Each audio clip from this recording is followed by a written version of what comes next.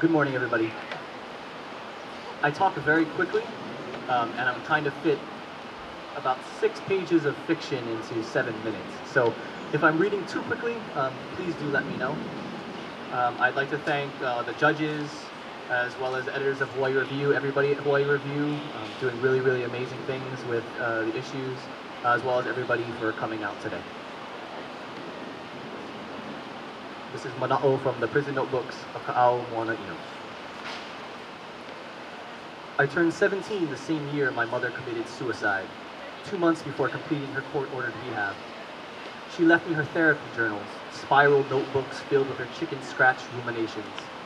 I had just been accepted into the University of Oregon, and Mama had thought it best if I took them with me.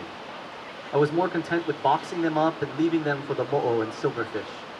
Maybe in a couple years, I'd have time to feel sorry for Darcy, but honestly, I really didn't give a shit. The H3 was also set to open in December of that same year. Danny's Highway was Senator Inouye's $1.3 billion wet dream, penetrating the Halava and Haiku valleys at 80 million a mile.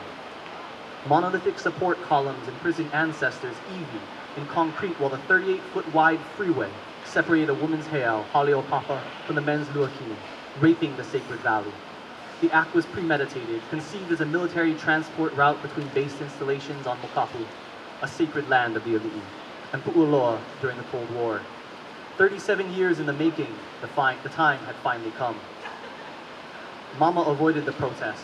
She found her own means of resistance, a 35mm Canon EOS A2 she bought secondhand. She used it to capture what she could, a family friend seeing to it that Mama had access to the site during off hours. Late at night, I could hear her in the spare bedroom, humming mele to herself as she developed the film. She had asked on several occasions if I wanted to join her, and thinking back on it now, I imagine it would have been reminiscent of all those afternoons we spent up in the mountains, but I had already begun to distance myself from her world. The names kids used to call me had stuck in my ribs. I was Hauli. This was not my place. A month into the semester, my memories of Hawaii disappeared in a cannabis fog, in a perfume of Gramsci and Marx. My roommate that first semester was a Dutch-German pothead from Weller, Texas. His sister, Hannah, had an interest in cultural studies and was a junior there.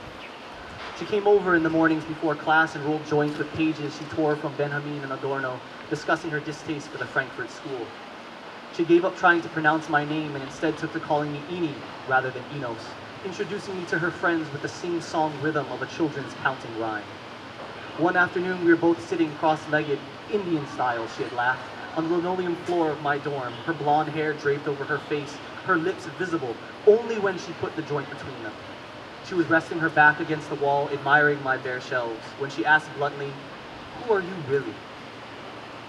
I wasn't sure if she was being serious or theoretical. I was half expecting her to launch into a rant about existentialism or give me a rundown of Spivak. She passed me the joint and watched me, waiting. "What are you talking about?" I finally responded. She didn't answer. Instead, she stood up and started going through my drawers. I should have been nervous. Most guys my age would be, mentally cataloging their porn collection or distracting her from the hand creams and lubricants hidden between their briefs. But that wasn't what she was looking for, and we both knew there was nothing to find. When she finally sat back down beside me and stole the last bit of smoke from my lips, I still wasn't sure what she had meant, and even afterwards, when she had left, I spent the rest of the evening lying there wondering. We spent our winter break looking for a place to live off campus. We found a brief 3-bedroom a couple miles away in Glenwood for cheap. It was perfect for the 4 of us, Hannah, her brother, one of her brother's friends, and me.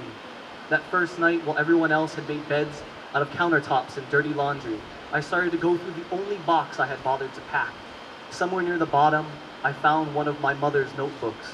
Its red cover was creased at the corners, the pages dog-eared and torn, the spine beginning to fray near the top.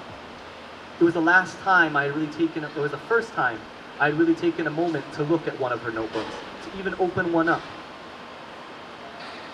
The first thing that caught me when I peeled back the cover was the smell. I could see the bottle, tall, square, onyx top, she kept in a paper box in her nightstand.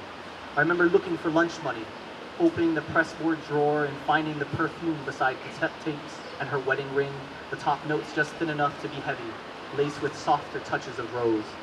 Then I noticed her handwriting, soft and delicate, as if she had just barely touched the page. I tried to recall a grocery list or a scrap near the telephone, the usual promises to change.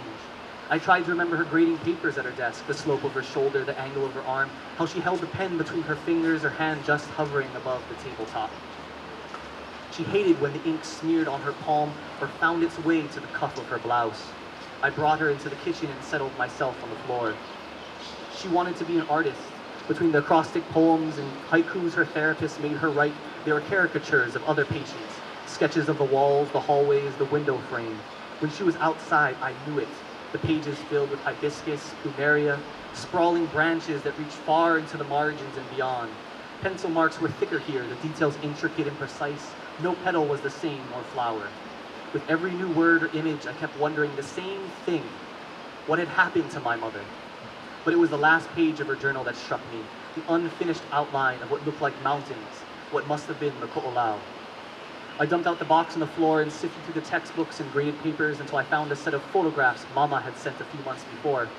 She had begun printing them on cardstock and sending them out as postcards, scribbling mo'olelo onto the back and mailing them to everyone in her address book. It was 5 in the morning and I had found 3. The first was a black and white of a single concrete column. Kukuyokane, Mama had written on the back in thick black strokes, the largest agricultural heiau in Ko'olau Poko. Steel rims have been installed should you need to find it by remote sensing. On the second, an image taken from the Pali Lookout, the sprawling peak of Kanahua Nui. Mama wrote, below the miles, one of Kane's 3 wives, Kahua Iki Stream. The last photograph was of the stone terraces of Nuluku, lush, moist, penetrated, utter destruction, Mama translated, leaving it at that. I couldn't sleep. Around 10 a.m., Hannah found me out in the grass. Stuart Hall was pinned under her arms, and her glasses were resting at the edge of her nose, a small ziplock dangling from her fingertips. I just kept staring out at the trees and the city and the mountains and couldn't help but think how lifeless it all looked. You all right? She finally asked. 2 weeks later, I found myself in the passenger seat of Mama's car, passing the H3 exit, questions about my mother still heavy on my mind. Something had to be done. Thank you.